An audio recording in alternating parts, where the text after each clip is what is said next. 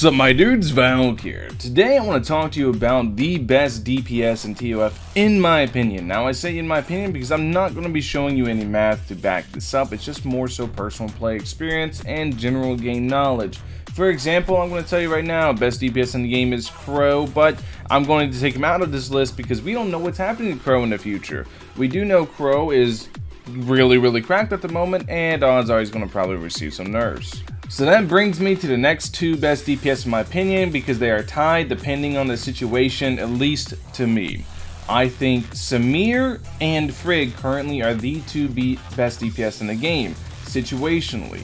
I think Samir is better single target, and I think Frigg is better with multiple targets. Now allow me to explain. Frigg with the multi-slash ability goes ahead and hits many targets, allowing her to generate a ton of damage, not to mention that if you have the Huma matrice, the two-piece Huma matrice, it's going to hit for a ton. It's going to hit for quite a few hits. It'll have the little bleed effect thing. It hits for like 6 hits a target or something like that. Something crazy. She can genuinely dish out a lot of damage with good advancements on her, and it's in a wide AoE. Meanwhile, Samir, she can also do some decent AoE, not anywhere near to the capabilities of Frigg, because Frigg's multi-slash just hits in a much wider range. But if you have her A5, she has the ability to group enemies and then helicopter on top of them for massive damage. Not to mention, alongside the clone, if you go ahead and pop the clone ability down with Samir and set up for just dual guns, pew blazing, you're going to go ahead and dish out some insane damage. And it also helps that I think Samir, like I said, with the exception of Crow, is the best DPS in the game because she is part of the standard banner. It's not something you see very often in gacha games where one of the best DPS bans damage dealers is on the standard banner. To me, that kind of helps it out. Claudia coming soon. I don't think she's going to be changing up all too much of this. I think more so she might even add to it, simply because Claudia is a good buffer. I don't think Claudia is going to be looking to take on-field main DPS roles too much. Her normal attacks, even with buffs, still don't feel that great.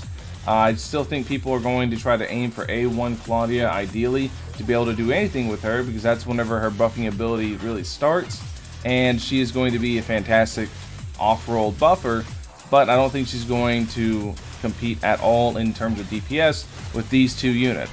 Now, like I said, if you're saying, but Crow's the best, keep in mind Crow's in a very turbulent state at the moment due to the amount of people abusing a certain bug with him.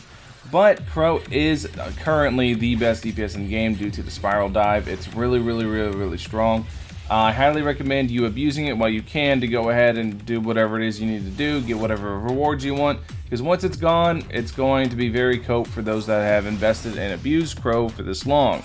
But yeah, that's just my opinion. Samir's ability to go ahead and group, and also the helicopter damage, whenever you pair that in with the A1, which makes it so every single crit triggers an explosion, you go ahead and line up your electrify so you can pop her in, trigger electrify, and then you can start critting that way, because once a enemy is in an electrified state, you get 40% bonus crit with A3, and you're going to be able to deal a ton of damage as well as reducing cooldowns with the A6.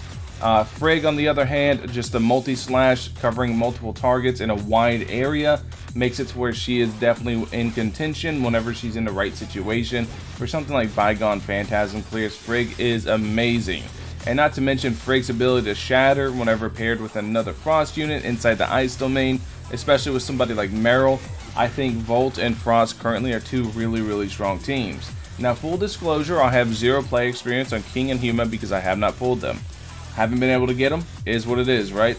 But that's just my opinion. Let me know yours. Let me know in the comment section below who you guys believe is the best DPS in the game and why. And don't list Crow. Remember, Crow is in a very turbulent state. He could be nerfed tomorrow, he could be nerfed today, who knows, but we do know it's coming. Anyways, thank you guys for watching. As always, I'll catch you guys in the next one. Peace.